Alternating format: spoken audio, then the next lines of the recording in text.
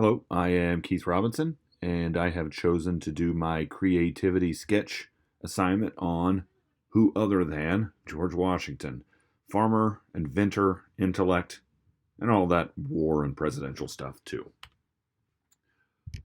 So I'll begin with a quote by a man named Henry Lighthorse Harry Lee, who was a close friend of Washington, fought with him during the Revolution. He was one of the many people who eulogized Washington at his passing, and he described Washington in the following way. He said, first in war, first in peace, and first in the hearts of his countrymen. Washington, born February 22nd, 1732, in a small place called Pope's Creek, Virginia, which at the time was still British North America. And we know that he will die on December 14th, 1799, at his estate at Mount Vernon, just outside of Alexandria, Virginia, which by that point was in the newly formed United States of America. Now, we all know a lot of those major accomplishments of George Washington, commander-in-chief, the leader of that ragtag army of artisans and carpenters and farmers against the British, the world's largest, most technologically advanced, most well-trained and skilled army. He was able to defeat them in an 8-year-long war, which was in itself a miracle. We know one of his other major accomplishments was presiding over the Constitutional Convention and the creation of our federal Constitution, which in 2020 still remains as the world's oldest living constitution and the world's smallest active constitution. And last but not least, we know that this man was responsible for the creation of the office of the presidency. The word precedent gets thrown out a lot, especially in this year 2020. And lots of presidents have former presidents and precedent to look at when they make decisions. This man did not have that. He was flying the ship blind, flying the plane blind, if you will. So, very creative in the way he created the office of the presidency.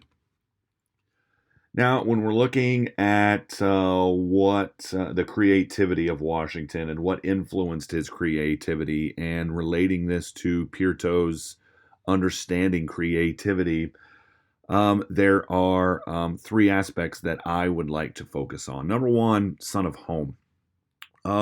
Washington was very influenced by his single mother, Mary Ball Washington. Now, she was born somewhere around 1708.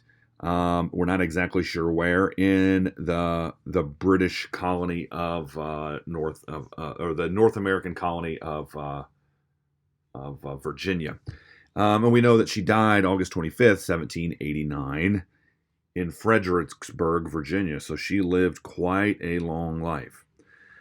She was widowed in 1731 after the death of her husband and the father of George Washington, Augustine Washington.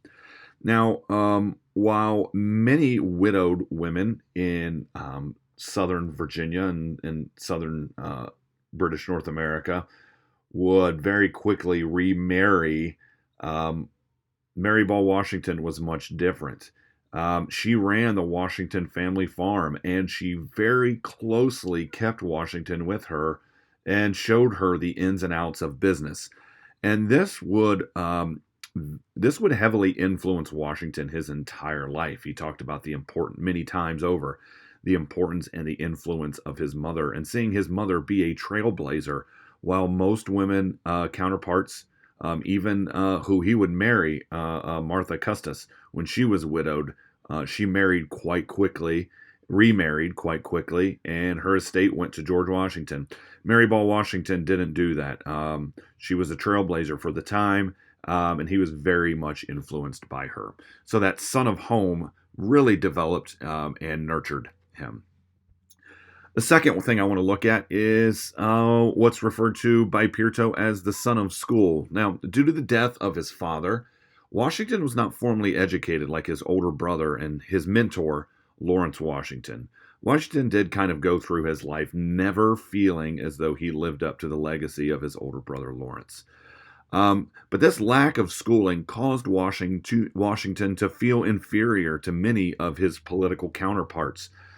There is a story of Washington while he's at the Constitutional Convention. All of those intellects that are there, men such as Benjamin Franklin, talking about this brand new book, this not brand new book, but talking about this book that they had all read, that was all the rage at the time, Don Quixote. And Washington kind of felt inferior because of the fact he had never read it.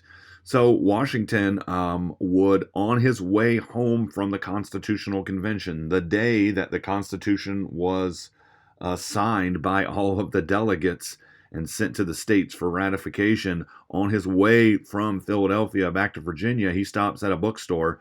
And this is a picture of his personal copy, which you can see he signed, of Don Quixote. And the fact that he was never formally schooled, but he became obsessed with education and the importance of education.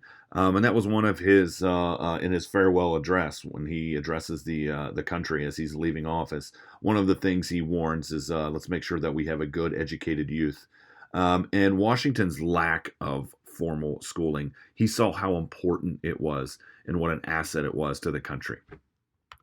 Last but not least, son of chance. Peerto talks about some things being just a product of chance and how people take advantage of chance. Many of Washington's opportunities to prove himself came simply by chance. When he was still fighting for the British, the death of General Braddock, Braddock's defeat, and Washington would step up and would lead an army, gave him notoriety. There was an event that took place someplace called Jumonville Glen, where Washington saw some Native Americans massacre some French intelligence officers, and this would truly influence his the way he looked at life and the importance of life. The nurturing he received at home, coupled with his obsession for learning, both propelled him to take advantage of these opportunities of chance. Now, while his race and his gender did provide him with advantages over others, Washington truly fought for everything that he accomplished. And much of what Washington accomplished was simply by chance. Now, my sources are Joseph Ellis, his biography of Washington, His Excellency, a book by a friend of mine by the name of Peter Stark, Young Washington, How Wilderness and War Forged America's Founding Father, and of course, Peerto's Understanding Creativity.